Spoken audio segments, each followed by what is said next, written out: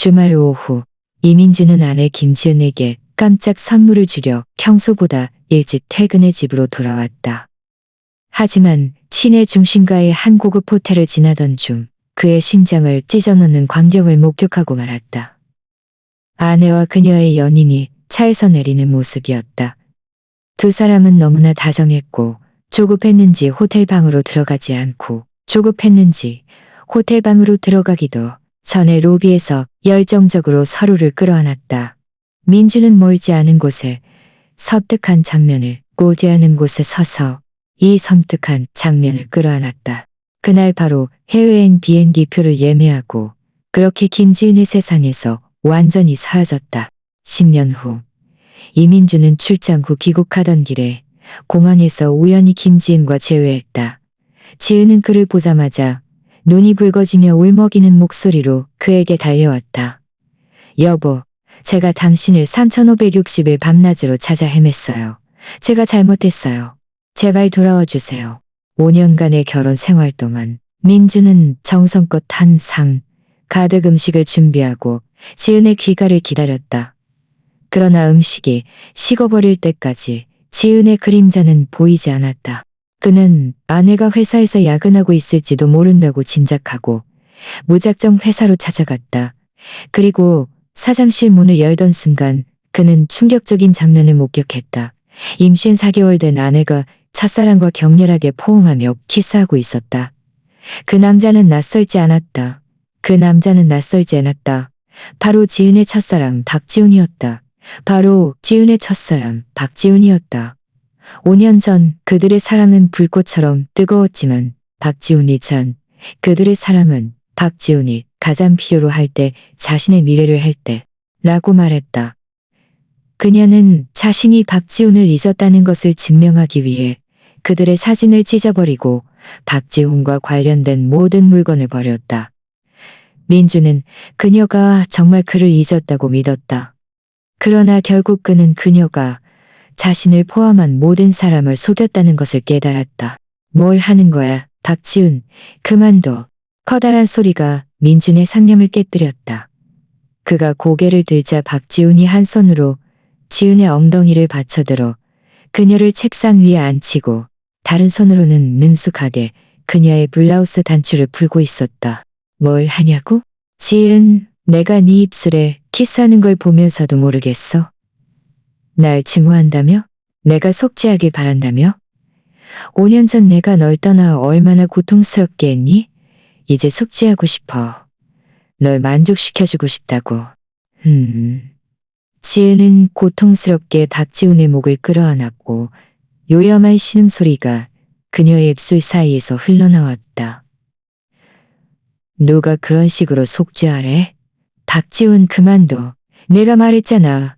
난 벌써 너를 사랑하지 않는다고.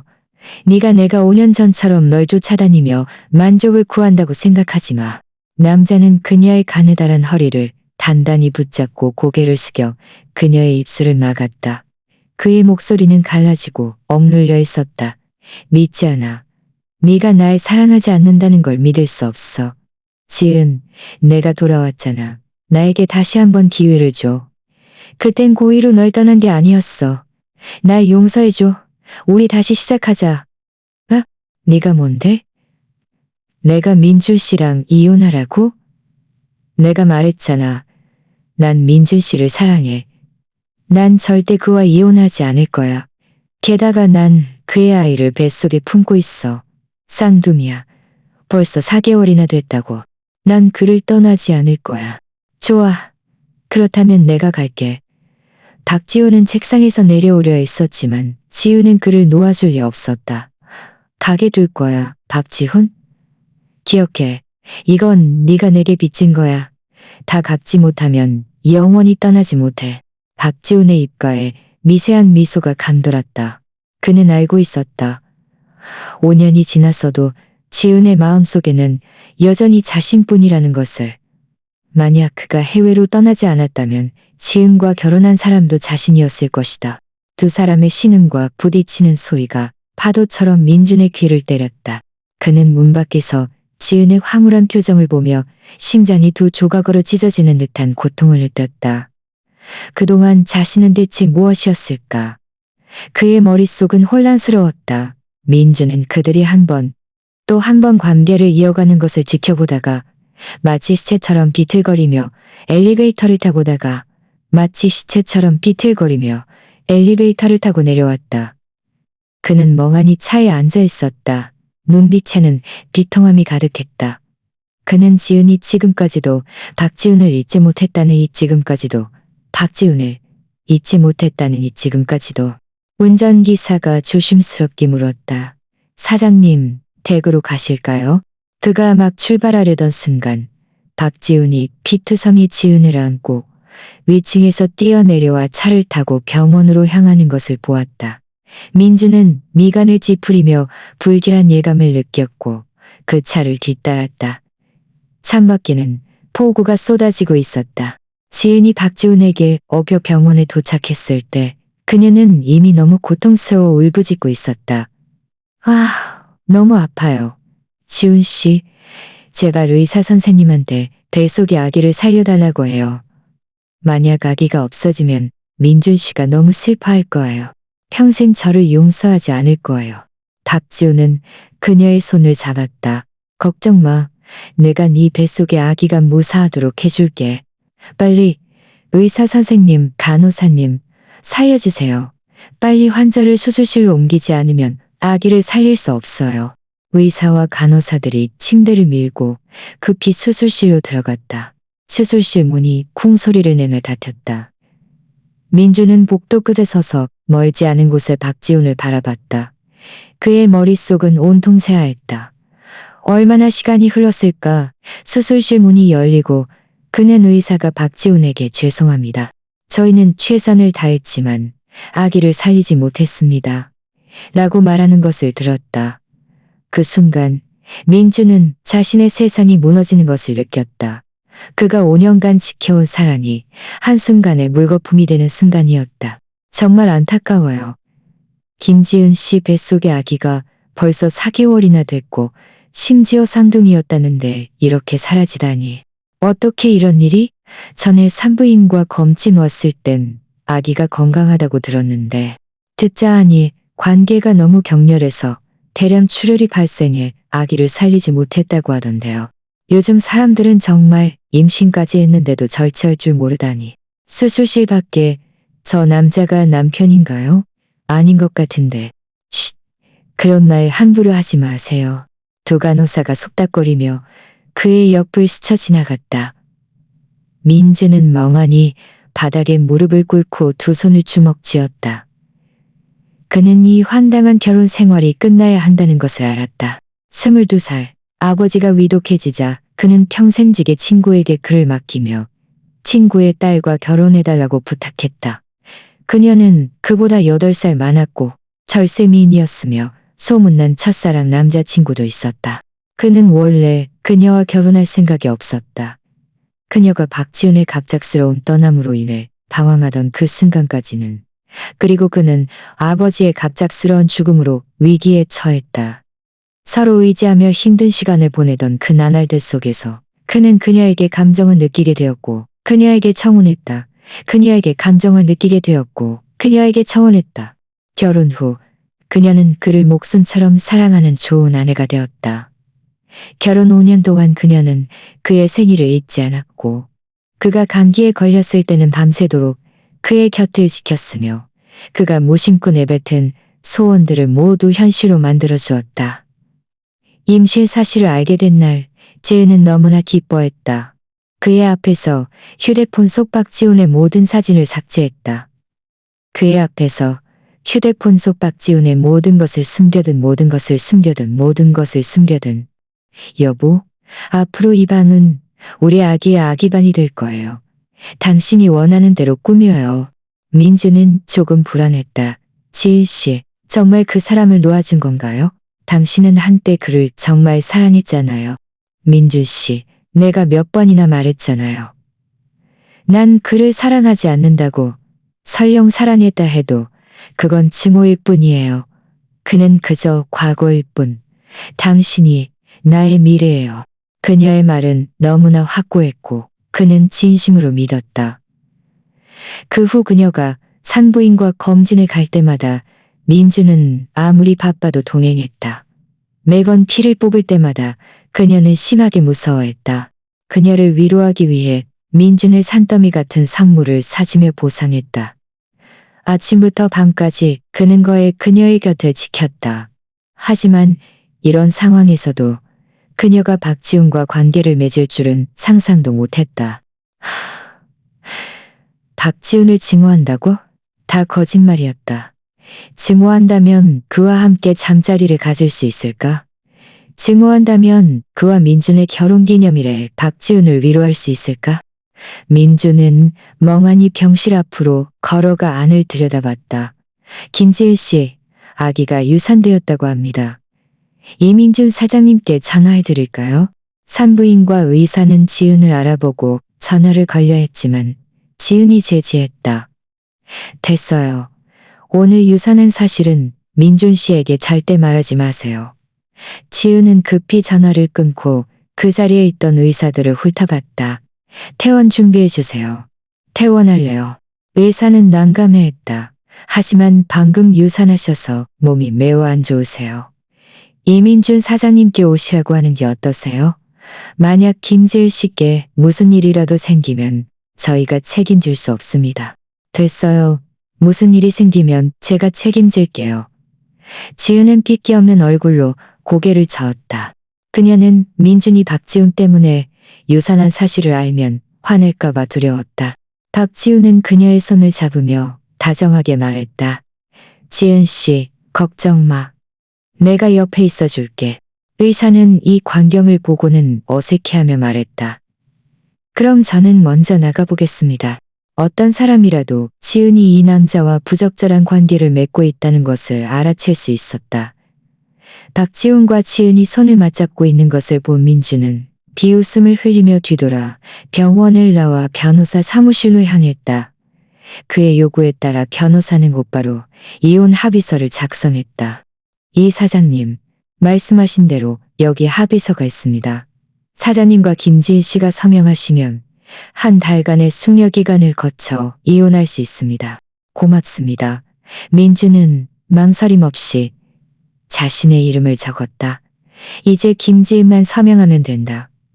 눈앞의 이혼 합의서를 보며 민주는 쓴웃음을 지었다. 아버지 입에서 금지옥엽이라고 불리던 그녀와의 결혼 생활이 고작 5년밖에 지속되지 않을 줄은 몰랐다. 지은은 하룻밤 내내 집에 돌아오지 않았다. 다음 날 아침 그녀는 핏기 없는 얼굴로 돌아왔다. 짙은 화장을 했음에도 불구하고 안색이 좋지 않다는 것을 알 수 있었다. 집에 돌아오자마자 그녀는 민준을 껴안으려 손을 뻗었다. 여보, 나왔어요. 보고 싶었죠? 민준은 무심하게 그녀를 피했다. 지은은 미간을 찌푸렸다. 네, 그래요. 내가 어젯밤에 밤새 안 들어와서 화났어요. 어젯밤 회사에 일이 있어서 밤새 바빴어요. 하지만 내가 당신을 위해 선물을 준비했어요. 그녀가 손뼉을 치자 경호원 몇몇 명이 선물을 들고 나타났다. 하지만 민주는 보려고도 하지 않았다. 그의 시선은 그녀의 쇄골에 멈췄다. 민주는 선명한 붉은 자국들과 이미 평평해지기 시작한 그녀의 배를 보았다. 그는 눈앞의 여자를 보며 도저히 이해할 수 없었다. 어떻게 다른 남자와 관계를 맺고 자신의 아이를 유산시킨 후에 이렇게 태연하게 자신을 대할 수 있을까? 민주는 손을 내밀며 조용히 말했다. 그가 열어보니, 조용히 말했다. 그가 열어보니 눈에 들어온 자는 이미 너덜너덜해졌지만 그가 열어보니 눈에 들어온 자란 냈던 사진들, 버렸던, 그리고 수많은 자잘한 자전들, 그리고 수많은 자전들. 가슴에 한 줄기 고통이 스며들었다. 민주는 입술을 꽉 깨물었고 눈에는 눈물이 고였다. 다 거짓말이었어. 모든 게 거짓말이었어. 그는 그의 면전에서 연극을 하며 박지훈을 더 이상 사랑하지 않는다고, 그를 잊었다고, 그에 대한 모든 기억을 버리겠다고 말했었다. 그러나 그녀는 그가 모르는 사이에 이 보물 같은 물건들을 모두 주호와 몰래 이곳에 숨겨두었다. 그는 웃었고 손에 쥐고 있던 사진을 쥐는 힘이 점점 강해졌다. 그러나 결국 그는 아무것도 하지 않고 사진을 다시 제자리에 놓았다. 그때 위챗 알림음이 울렸다. 누군가 친구 신청을 했다. 프로필 사진은 박지훈이었다. 그는 생각할 겨를도 없이 수락했다. 곧 박지훈이 사진 한 장을 보냈다. 그와 지훈이 벌거벗은 채 침대에 누워 있었고 지훈은 깊이 잠들어 있었다. 박지훈은 그녀의 얼굴에 키스하고 있었다. 이 사진을 본 민준의 가슴에 갑자기 엄청난 통증이 밀려왔다. 지은을 더 이상 신경 쓰지 않겠다고 스스로에게 말했지만 왜 이렇게 마음이 아플까? 이민준, 내가 누군지 알 거라고 생각해. 나는 박지훈, 지은의 첫사랑이야. 다 봤지? 지은의 마음속에서 가장 사랑하는 사람은 나야. 비록 너희가 결혼했고 그녀가 입으로는 나를 증오한다고 말하지만 내가 한 번만 건드려도 그녀는 바로 내게로 와. 내가 한 번만 유혹하면 그녀는 나랑 잠자리를 해. 이어서 그는 동영상 하나를 보냈다. 빌라 전체의 인테리어와 배치였다. 집 안의 인테리어를 본 민주는 충격을 받았다. 어때?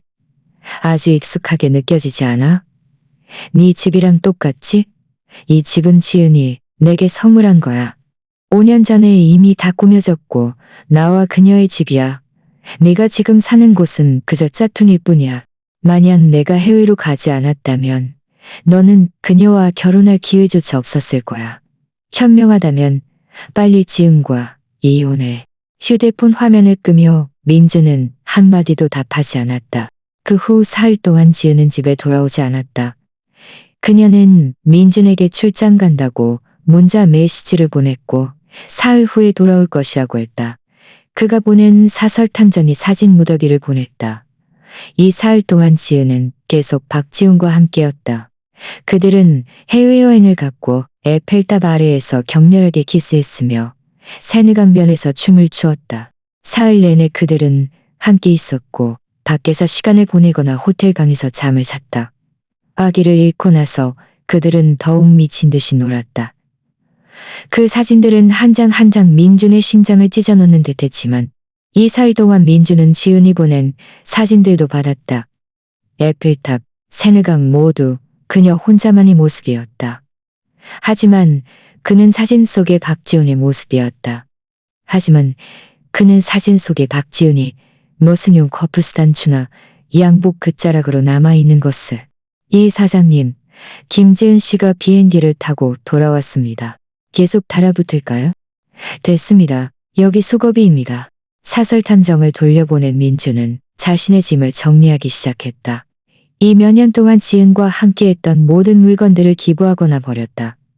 온종일 걸려 정리를 마쳤다.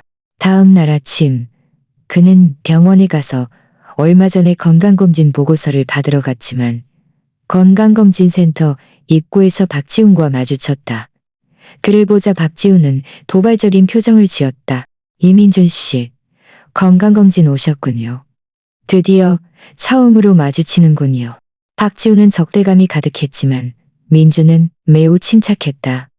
네, 우연히 마주쳤네요. 박지훈 씨는 제가 왜 왔는지 알고 싶나요? 박지훈은 눈썹을 치켜 세우며 의기양양하게 말했다. 나도 건강검진 왔어. 지은이가 해줬어.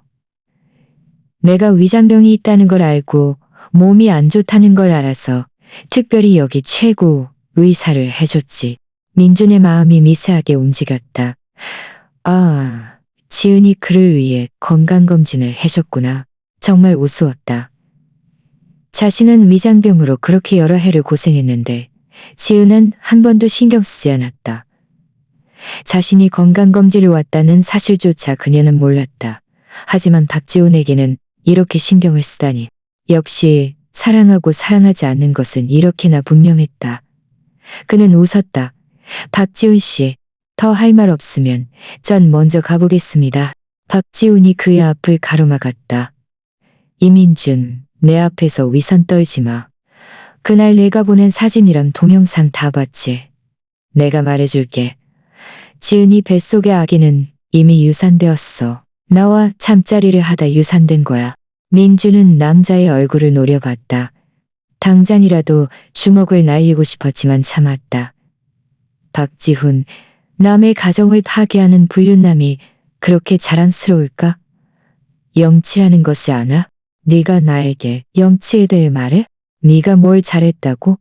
남의 여자를 꿰차고 놓아주지 않으면서 그녀가 날 사랑한다는 걸 뻔히 알면서도 이혼하려 하지 않아. 지은이가 너랑 이혼하려 하지 않았던 건 뱃속의 아이 때문이었어. 이제 아이가 없으니 봐야 그녀는 결국 내게로 올 거야. 민준의 얼굴이 굳어졌다. 당신 너무 자만하는 거 아니야? 지은은 5년 전 당신이 떠난 것을 계속 원망했어. 그녀가 정말 당신을 사랑한다고 생각해? 날 사랑하지 않으면 널 사랑한다는 거야? 박지훈은 연민 어린 눈빛을 보였다. 이민준, 내가 한국에 돌아온 지 4개월 됐어. 이 4개월 동안 지은이는 임신 중인데도 매일 나에게 밥을 해줬어. 내가 딸기 케이크가 먹고 싶다고 하면 포구가 쏟아져도 사다 줬어. 내가 프랑스에 가고 싶다고 무심코 말하니 바로 날 데리고 갔어. 입으로는 날 증오한다고 말하지만 그녀의 마음속에는 나밖에 없어. 너는 그저 대용품일 뿐이야. 지은은 너를 단 한 번도 사랑한 적 없어. 민주는 박지훈이 지은에게 아기가 유산되었다는 사실을 말할 것이라고 생각했다. 하지만 그 후 며칠 동안 지은은 여전히 아무것도 모르는 것 같았다. 이혼 날짜가 점점 가까워지자 민주는 지은과 이혼한 후 무엇을 해야 할지 고민하기 시작했다. 그의 꿈은 사실 오지학교 교사가 되는 것이었다. 기회가 있을지 모르겠다. 예전에 이 분야의 경험이 있는 선배가 있었다는 것을 기억하고 그는 전화해서 만나자고 했다. 민준 씨, 오지학교에 가고 싶다고? 5년 만에 만난 최하늘은 크게 변하지 않았다. 은퇴 안경을 쓰고 고고하고 차가운 전형적인 어른 공주였다. 결혼했다고 들었는데 김지은 씨가 그렇게 외진 곳에 가는 것을 허락할까? 민주는 고개를 숙이고 커피를 한 모금 마셨다. 곧 이혼할 거예요. 하늘은 멍해졌다. 미안해요. 괜찮아요. 곧 9월인데 빨리 준비해 줄 수 있을까요? 네, 제가 올해 9월에 산골마을로 봉사활동을 가요. 관심 있으시면 같이 가요. 하늘은 왠지 모르게 들떴다. 헤어질 때 발을 헛디뎌 민준의 품에 넘어질 뻔했다. 민주는 그녀를 붙잡았다. 조심해요. 고마워요. 민주는 이 단순한 만남이 큰 파문을 일으킬 줄은 몰랐다. 그가 집에 돌아왔을 때 지은은 소파에 앉아 있었고 얼굴은 어두웠다. 박지훈이 그녀 옆에 앉아 눈썹을 치켜세우고 비웃었다. 이 사장님, 돌아오셨군요. 어디 다녀오셨나요? 민주는 대답하지 않고 몸을 돌려 위층으로 올라가려 했다. 그러나 지은이 갑자기 달려와 그의 손목을 움켜쥐었다. 대답해요, 민준 씨. 어디 다녀왔냐고요? 그녀의 눈은 붉었고 손의 힘도 점점 강해졌다. 놓아줘. 지은이 그에게 이렇게 폭력적으로 대한 것은 처음이었다. 그녀의 눈빛에서 살기를 본 민주는 미간을 찌푸렸다. 친구를 만났어. 친구? 아니면 바람 피우는 여자라도 만난 거야? 박지훈이 불에 기름을 부었다. 이 사장님, 내가 말인데 결혼까지 한 사람이 어떻게 도리를 지키지 않을 수 있죠? 무슨 말을 하는 건지 모르겠어. 손목이 점점 더 아파왔다. 민주는 힘을 주어 그녀의 손을 떼어내려 했지만 그녀에게 세게 밀쳐졌다. 민준 씨, 내가 묻겠는데 나를 배신한 거야? 다른 여자랑 바람 피운 거야? 쿵! 귓가에 벼락이라도 친 듯한 소리가 울렸다. 그는 믿을 수 없다는 듯 고개를 들고 그녀를 바라봤다. 무슨 말을 하는 거야? 너 정말 최하늘이랑 바람 피운 거야? 민준 씨, 우리가 서로 사랑하는데 너는 다른 여자랑 바람 피우려 하다니. 지은의 눈빛에 징후가 스쳤다. 얼굴에 짝소리가 나도록 사대기가 날아왔다. 민주는 거의 정신을 잃을 뻔했다. 그는 천천히 고개를 들었고 자신이 들은 것을 믿을 수 없었다. 지은, 무슨 헛소리를 하는 거야? 아직도 인정 안 해? 여기 한 무더기의 사진이 그의 앞에 던져졌다. 민주는 자신과 최하늘의 사진을 보았다. 함께 쇼핑하고 산책하고 밥 먹고 커피 마시는 사진들이었다. 심지어 함께 호텔에 들어가는 사진까지 있었다. 진짜와 가짜가 뒤섞여 있었다. 민주는 한눈에 이것이 한정이라는 것을 알아챘다. 아니야. 이 사진들은 가짜야. 나는 최하늘이랑 네가 생각하는 그런 관계가 아니야. 아직도 인정 안 해? 다시 묻겠는데 오늘 만난 사람이 정말 최하늘이야? 화가 나서 온몸이 떨렸다. 민주는 핏기 없는 입술로 대답했다. 그래, 하지만 오늘은 그와 처음 만난 날이었어. 민준 씨, 너 정말 감히 나를 배신해? 내가 다른 사람의 배신을 얼마나 증오하는지 뻔히 알면서 너는 감히 다른 여자를 찾아가려 하다니.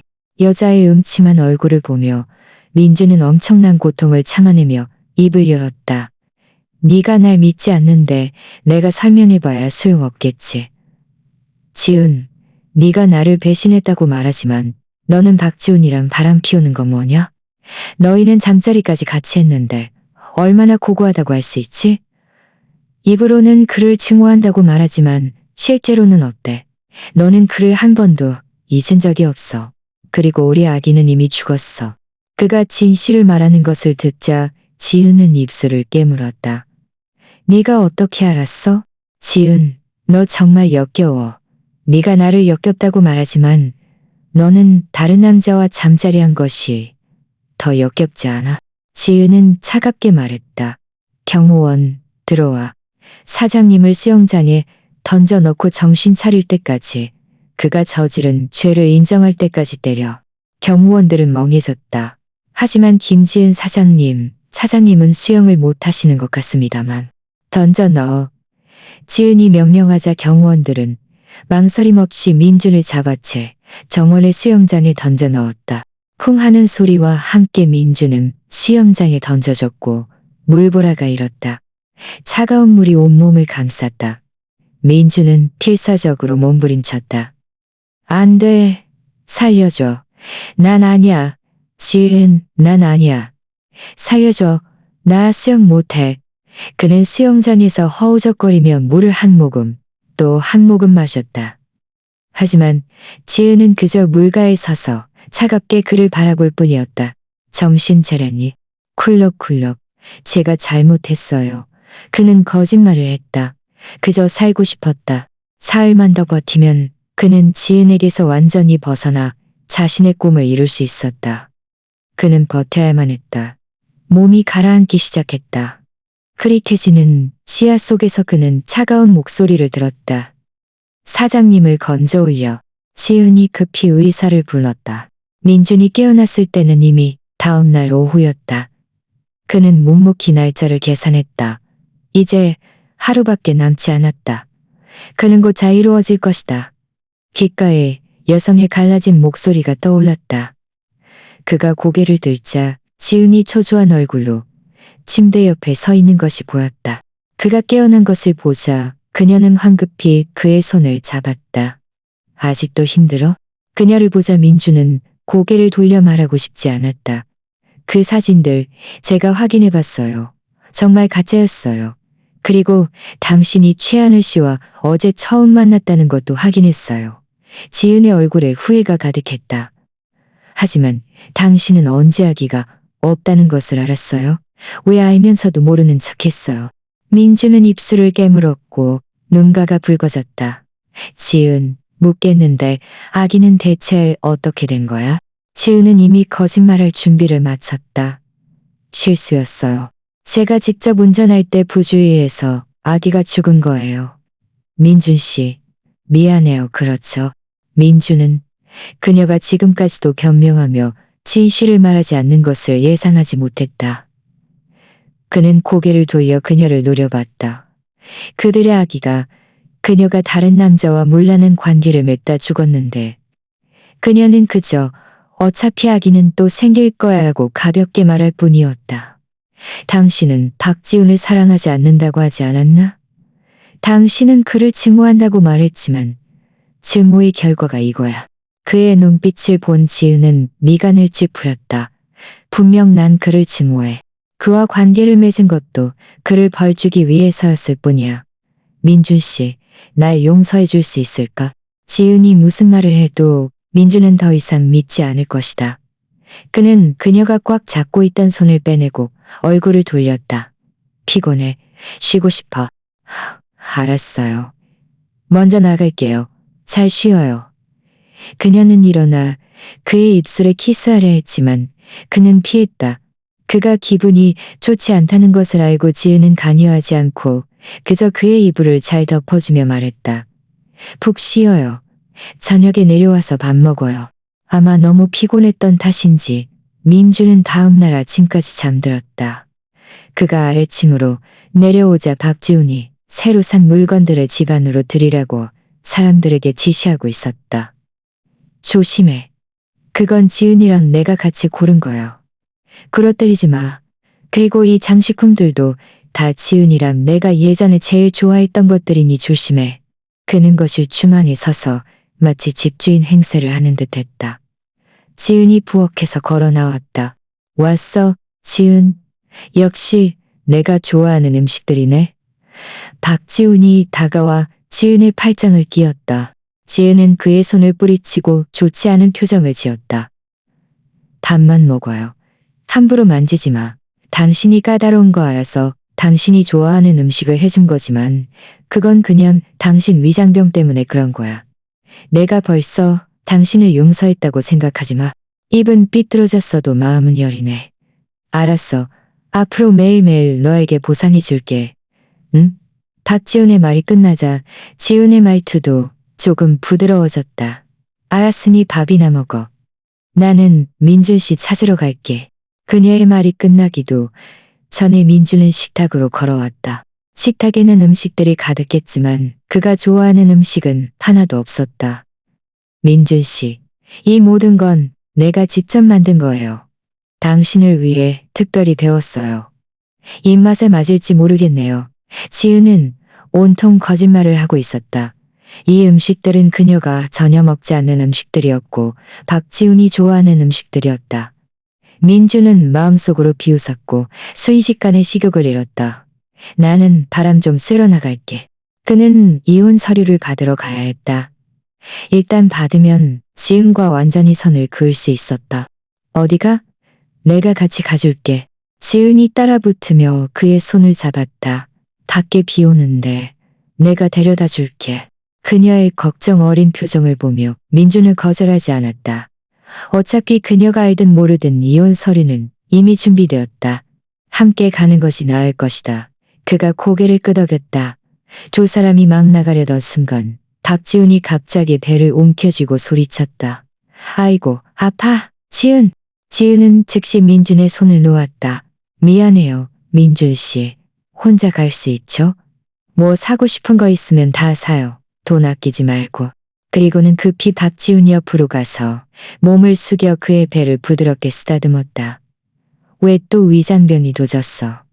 요즘 밥 잘 먹었잖아? 지난번 건강검진에서는 뭐라고 했어? 민주는 시선을 거두고 우산을 펼쳐 뒤돌아보지 않고 차에 올랐다. 이혼 서류는 순조롭게 진행되었다. 차에 오른 후 그는 최하늘의 전화를 받았다. 민준 씨, 다 해결됐어요. 그런데 저쪽에서 빨리 오라고 재촉해서 우리가 내일 바로 출발해야 해요. 괜찮아요? 네. 민주는 조금 들떴다. 준비 다 됐어요. 좋아요. 그럼 내일 여기서 기다릴게요. 전화를 끊은 후 민주는 더 이상 기다릴 수 없었다.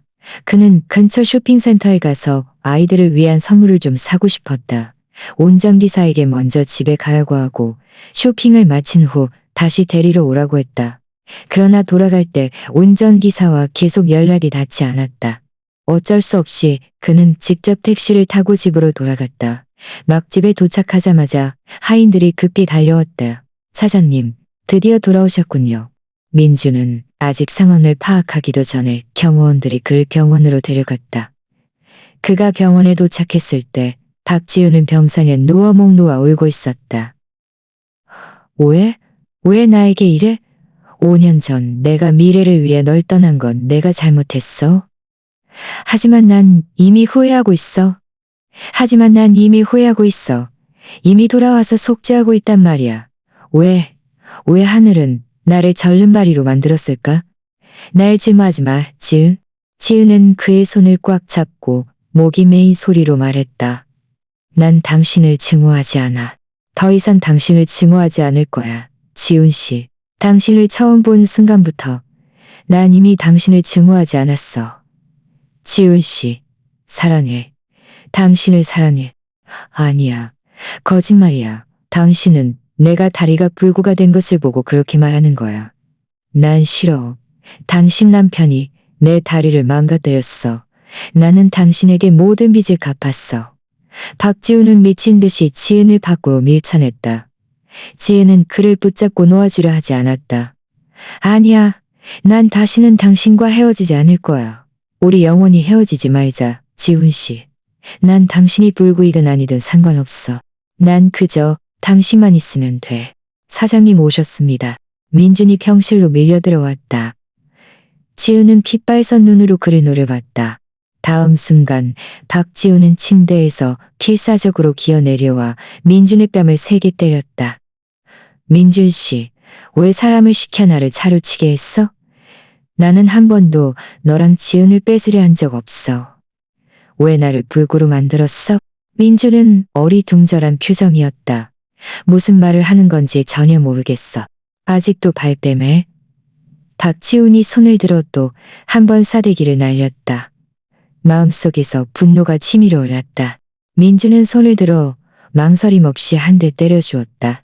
민준 씨, 네가 잘못됐으면서 감히 지훈 씨를 때려? 지은은 힘껏 민준을 밀쳐내고 박지훈을 품에 안았다. 이리 와. 민준 씨를 붙잡아 움직이지 못하게 해.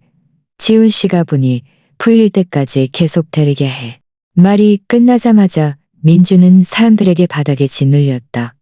박지훈은 손을 들어 민준의 얼굴에 싸대기를 연달아 날렸다. 민준은 얻어맞아 정신이 혼미했고 뺨은 형편없이 부어올랐다. 그러나 박지훈은 그가 기절할 때까지 멈추려 하지 않았다. 지은은 사람을 시켜 차가운 물 한 통을 가져와 그에게 부었다. 얼굴은 따끔거리고 아팠고 몸은 떨렸다. 지은이 그의 앞에 걸어와 그의 턱을 움켜쥐었다. 네가 날 증오해서 네 운전기사를 시켜 지은 씨를 지게 한 거야? 그를 불구로 만들었어? 민준 씨, 언제 이렇게 안날해졌니? 민준은 어렵게 입을 열었다. 나는 네가 무슨 말을 하는 건지 전혀 모르겠어. 아직도 인정 안 해?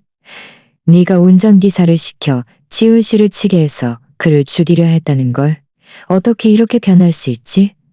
지은의 눈빛이 차가워졌다. 오늘부터 너는 밖에서 살아. 교회에 별장이 하나 있는데 거기 들어가 살아. 지훈 씨가 화가 풀릴 때까지 거기서 지내다가 돌아와. 민준은 쓴웃음을 지었다.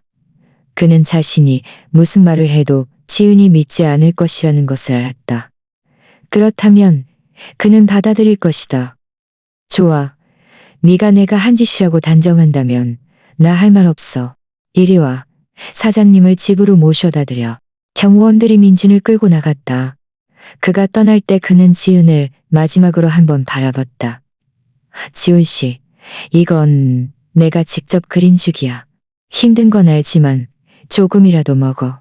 걱정 마. 내가 있으니 앞으로 아무도 널 괴롭히지 않을 거야. 그리고 네 다리는 약속할게. 내가 세상에서 가장 좋은 의사를 찾아 치료해 줄게. 이 순간 민준의 지은에 대한 사랑은 완전히 사라졌다. 경호원들에게 집으로 돌아왔을 때는 이미 밤이었다.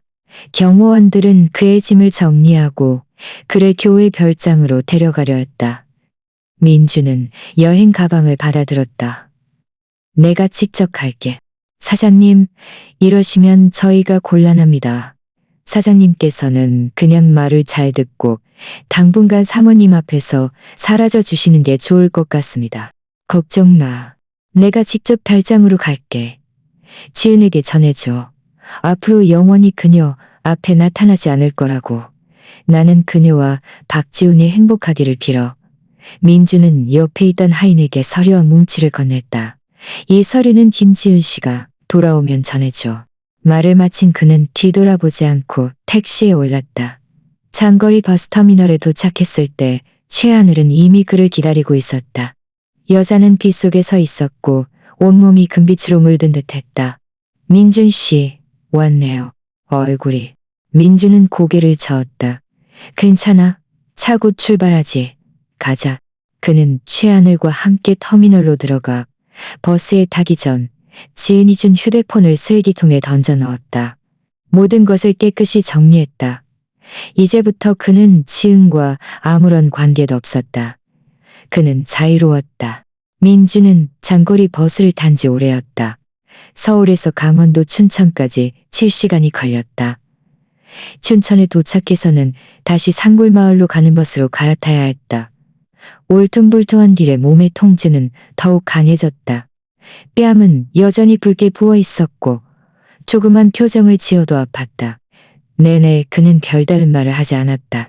마스크가 그의 얼굴을 가리고 있었고 오직 우울하고 차가운 눈빛만이 드러났다. 최하늘은 세심하게 아무것도 묻지 않았다. 그저 버스가 휴게소에 멈출 때마다 내려서 물을 떠오고 음식을 가져다 주었다. 민주는 먹고 싶지 않았지만 최하늘은 그저 찐빵을 그의 손에 쥐어주며 담담하게 말했다. 무슨 일이 있었는지 모르겠지만 당신이 분명 크게 상처받았다는 것을 알아요. 민준의 눈동자가 움직였다. 결국 그는 마스크를 벗고 뜨거운 찐빵을 먹기 시작했다. 그가 가장 좋아하는 단팥 찐빵이었다. 코끝이 시큰거렸다. 그는 입술을 깨물었다. 단팥 찐빵이네. 네, 맞아요. 당신 단팥 찐빵 제일 좋아하는 거 아니었어요?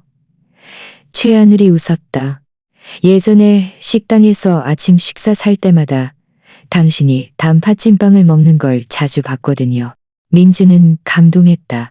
최하늘이 자신이 대학 시절에 무엇을 좋아했는지 아직도 기억할 줄은 몰랐다. 고마워요. 그런 말 할 필요 없어요. 우리는 친구잖아요. 그렇죠? 최하늘은 주머니에서 연고를 꺼내 그에게 건넸다. 당신 얼굴이 붉고 부어 있는데 여름에 연고를 바르지 않으면 흉터가 남을까 봐요. 어디서 연고를 구했어요? 방금 휴게소에 가서 샀어요.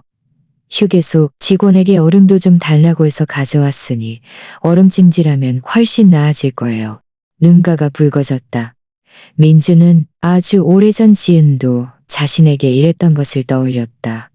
그저 걷다가 실수로 넘어져 얼굴에 작은 상처가 났을 뿐인데 그녀는 안절부절 못하며 그를 병원에 데려갔고 모든 피부과 전문가들을 불러 진료하게 했다.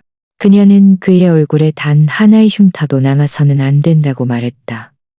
의사가 약을 발라줄 때 그는 통제할 수 없이 떨었고 지은은 급히 의사의 손에서 연고를 빼앗아 직접 약을 발라주었다. 민준 씨, 다음에는 조심해 줄 수 있어요? 나를 위해서라도요. 당신이 다치는 걸 보면 내가 얼마나 속상한지 몰라요. 민주는 어이없이 웃었다. 그냥 얼굴이 스쳐서 다친 것뿐인데 남자 대장부가 흉터 좀 있어도 괜찮아. 이렇게 많은 사람을 불렀으니 모르는 사람은 내가 죽을 줄 알겠어. 그런 말 하지 마. 김지은은 당신에게 어떤 상처도 입히지 않겠다고 했어.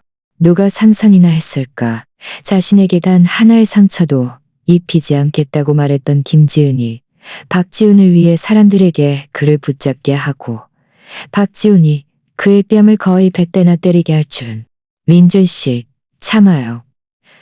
최하늘이 얼음을 들어 그의 붉게 부어오른 얼굴에 살며시 댔다.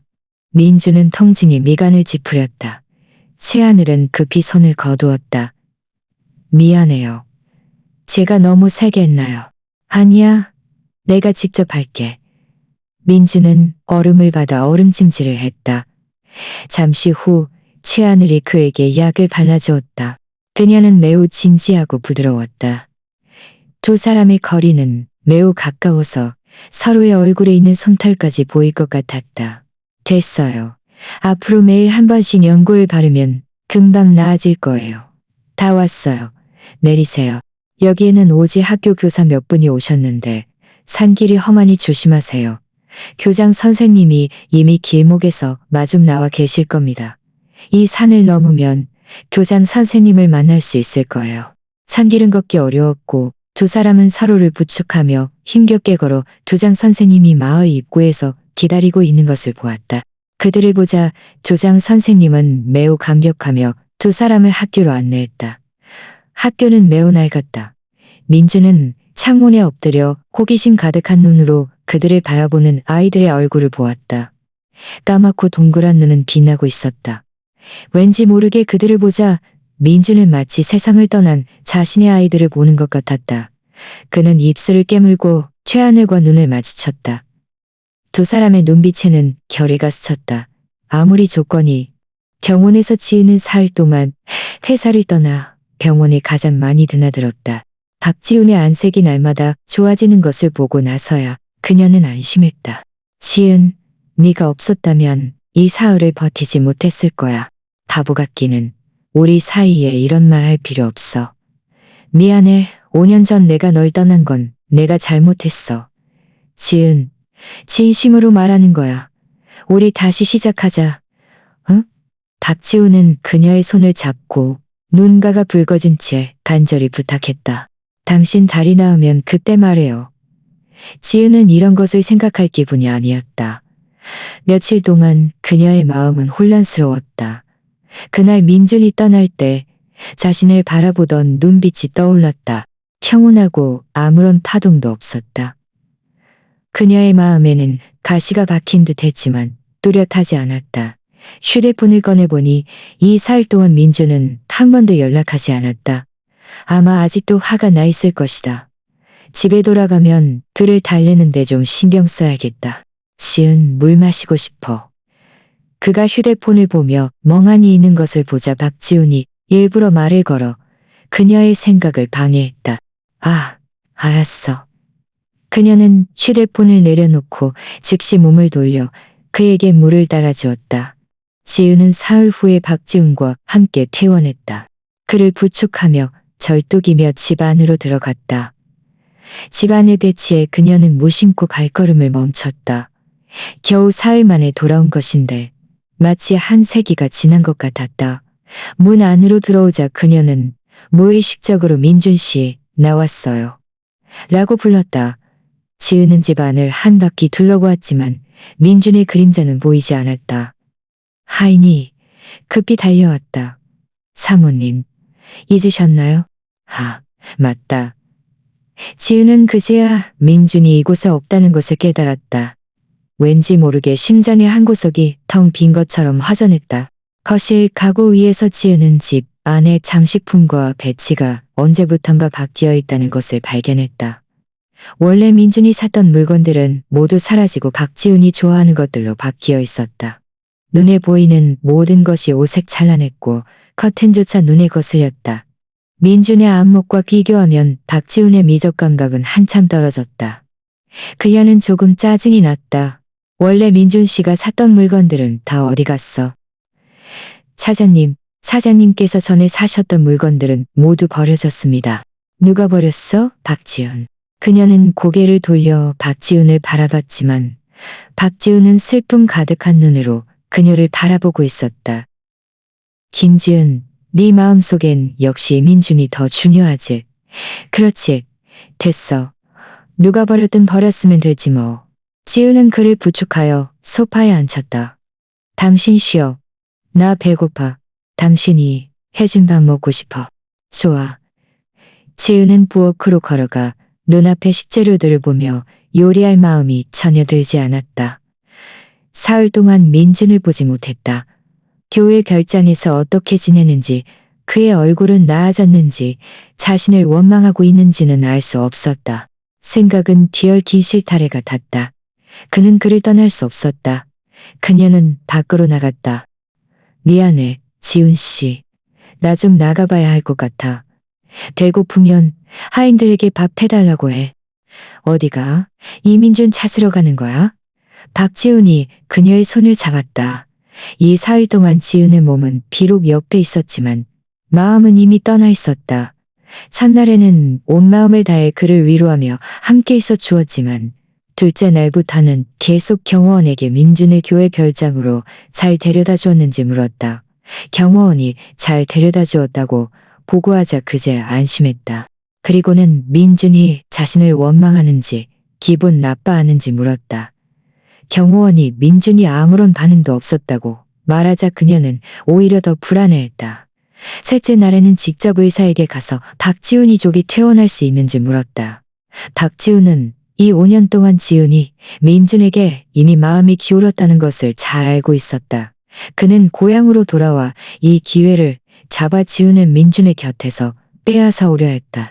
지훈 씨, 민준 씨가 사람을 시켜 차로 친 것은 분명 잘못된 일이야. 나는 이미 그에게 벌을 줬어. 그는 한 번도 그런 고통을 겪어본 적이 없어. 나는 좀 걱정돼.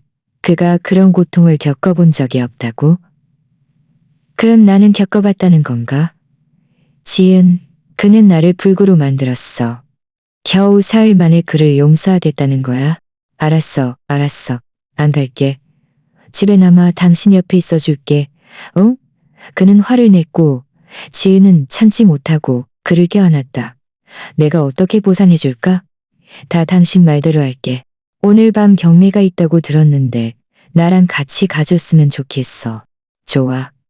당신이 원하는 건 뭐든지 다 해줄게. 민준 씨에게 사죄하는 셈 치고.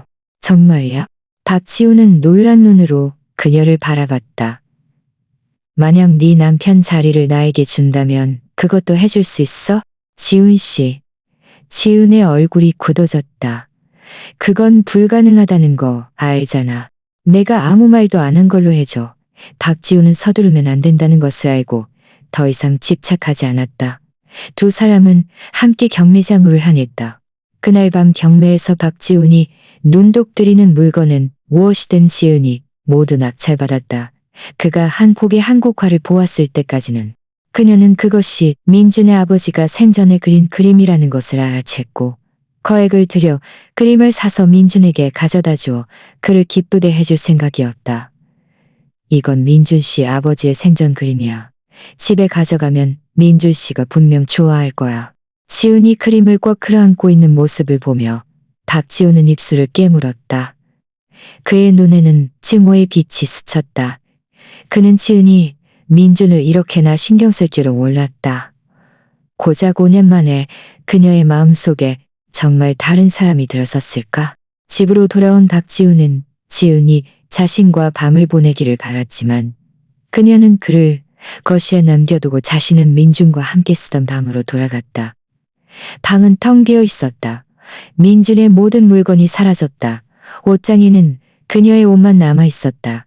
그가 그녀에게 선물했던 시계와 보석도 사라졌다. 심지어 욕실의 세면도구도 그녀 혼자만의 것만 남아 있었다. 심지어 욕실의 세면도구도 그녀 혼자만의 것만 남아 있었다. 지음은 주위를 둘러보며 숨이 막혔다.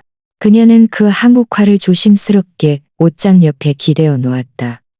그림 속 나무 무늬가 손끝을 간지럽혔고 며칠 동안 마음속에서 사라지지 않던 고통이 떠올랐다.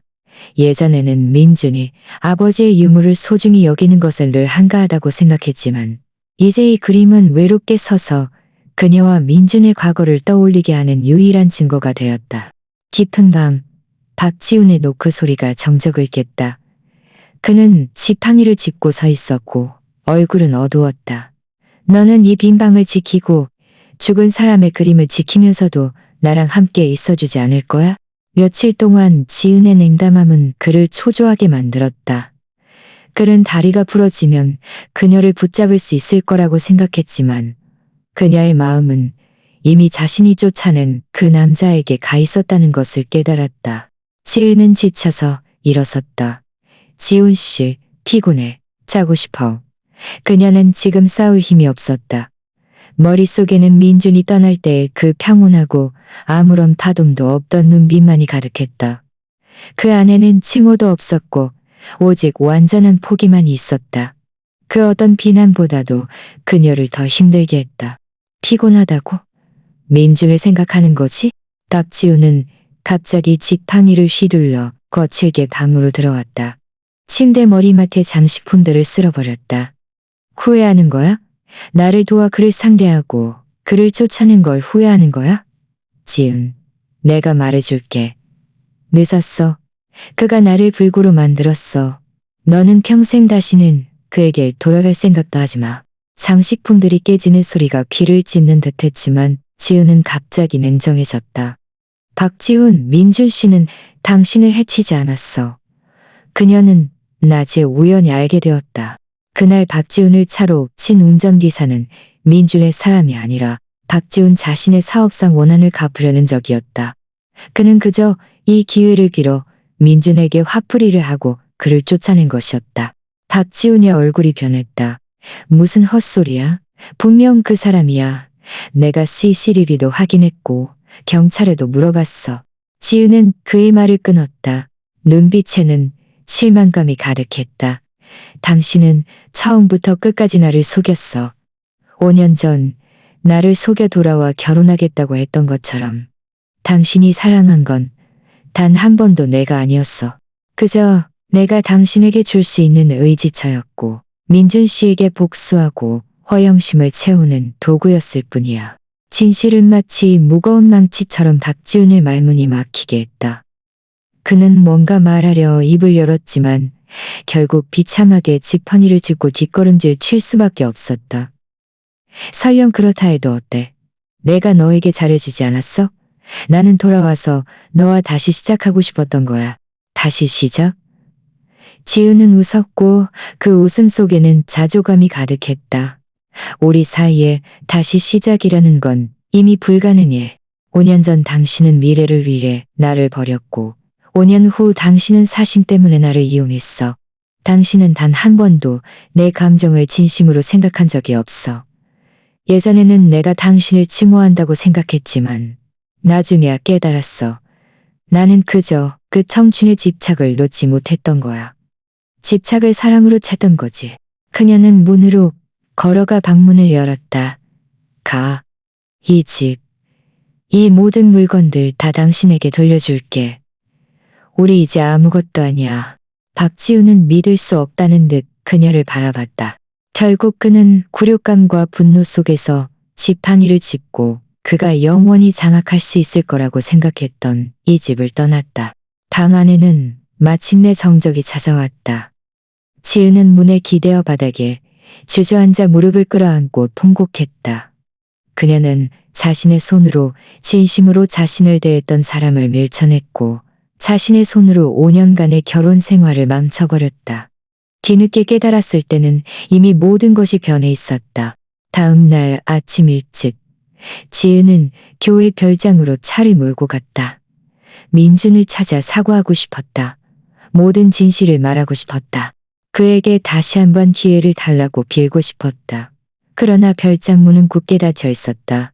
아이는 민준이 한 번 찾아와 속옷 몇 벌만 챙겨간 후 다시는 돌아오지 않았다고 말했다. 연락처도 바뀌었다고 했다. 그녀는 미친 듯이 민준의 흔적을 찾아 헤맸다. 모든 친구들에게 물어봤고 모든 인맥을 동원해 그의 행방을 추적했지만 여전히 아무것도 찾을 수 없었다.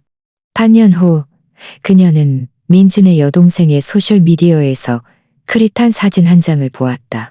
산으로 둘러싸인 작은 언덕 위에서 민준은 간단한 흰 셔츠를 입고 땅에 쪼그리고 앉아 아이들에게 글씨 쓰는 법을 손수 가르치고 있었다. 그의 얼굴에는 그녀가 한 번도 본 적 없는 다정한 미소가 떠올라 있었다. 사진에는 산속이 좋다. 산은 고요하고 바람은 시원하다. 바람은 시원하다. 모든 과거는 흘러갔다라는 글이 적혀 있었다. 그 순간 지은의 마음은 완전히 가라앉았다. 그곳에는 배신도 계산도 없었고 오직 순수하고 평화로운 기쁨만이 있었다. 그리고 이것들은 그녀가 더 이상 줄 수도 접근할 수도 없는 것들이었다. 그녀는 더 이상 민준을 찾지 않고 묵묵히 도시로 돌아왔다.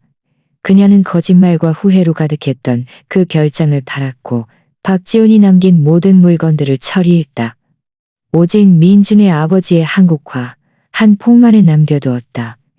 그녀는 그 그림을 미술관에 기증하며 모든 소중히 여길 줄 아는 사람들에게 라는 쪽지를 함께 보냈다. 시간이 흘러 지은은 다시 일에 몰두했고 모든 에너지를 사업에 쏟아부었다. 더 이상 화려한 옷을 입지 않았고 허영심 가득한 삶을 추구하지 않았다. 성격은 점점 침착해졌다. 가끔 민준이 떠올랐고 자신이 헛되이 보냈던 시간들이 떠올랐다. 마음속에는 시큰한 아픔이 밀려왔지만 더 이상 그의 삶을 방해할 용기는 없었다. 그녀는 마침내 깨달았다. 어떤 상처는 일단 생기면 다시는 치유할 수 없다는 것을. 어떤 이별은 일단 돌아서면 평생이라는 것을. 산속에서의 삶은 평온하고 충만했다. 민주는 최하늘과 함께 낡은 교실을 고치고 아이들에게 새 책과 학용품을 마련해 주었다. 매일 아이들과 함께 책을 읽고 글씨를 쓰며 산에 오르고 별을 보았다. 그의 얼굴의 붉은 붓기는 이미 사라졌고 눈빛의 우울함은 다정함으로 바뀌어 있었다. 예전의 상처와 아픔은 사라지지 않았지만 산의 고요한 바람과 아이들의 웃음소리에 천천히 치유되어 과거가 되었다. 깊은 가을 어느 날 민준이 교실에서 아이들에게 교과서를 가르치고 있을 때 최하늘이 편지 한 통을 들고 들어와 조용히 말했다. 누가 당신에게 보낸 편지인데 도시에서 왔어요. 민준은 잠시 멍해졌다. 봉투를 받아들었다. 봉투 위의 필체는 지은의 것이었다. 그는 잠시 망설이다가 편지를 뜯었다. 편지 안에는 짧은 몇 줄의 글만이 적혀 있었다. 민준 씨, 제가 잘못했어요. 그리고 당신이 저를 용서하지 않을 거라는 것도 알아요. 부디 산속에서 잘 지내시길 바라요. 앞으로 남은 여생, 각자의 길에서 서로 존중하길. 그림은 기증했어요. 당신 아버지의 그림이 더 많은 사람들에게 소중히 여겨지기를 바라며 민주는 편지를 다 읽고 조용히 접어 서랍 가전 밑칸에 넣었다. 그는 답장하지 않았고 더 이상 생각하지도 않았다. 창밖에서는 아이들이 운동장에서 뛰어놀며 맑은 웃음소리를 냈다. 최하늘이 따뜻한 차 한 잔을 건네며 조용히 말했다. 아이들이 당신이 다음 이야기를 해주는 것을 기다리고 있어요. 민주는 고개를 끄덕이고 몸을 돌렸다. 얼굴에는 미소가 떠올랐다. 그에 대한 모든 꿈, 그 모든 배신과 상처는 이미 산의 고요한 바람에 실려 사라졌다. 그의 미래는 매일 아침의 햇살 속에, 아이들의 순수한 눈빛 속에, 그리고 최하늘과 나란히 이 산을 지키는 시간 속에 있었다. 안정과 희망으로 가득 찬 채 도시의 고층 빌딩에서 지은은 통유리창 앞에 서서 아래로 흐르는 인파를 바라봤다. 그녀는 휴대폰을 들어 5년 동안 저장해 두었지만 한 번도 걸지 않았던 번호를 삭제했다. 그녀의 눈빛에는 마침내 집착이 사라지고 평온함만이 남았다. 아마 가장 좋은 결말은 서로 방해하지 않고 각자의 세상에서 평안하게 지내는 것일지도 모른다.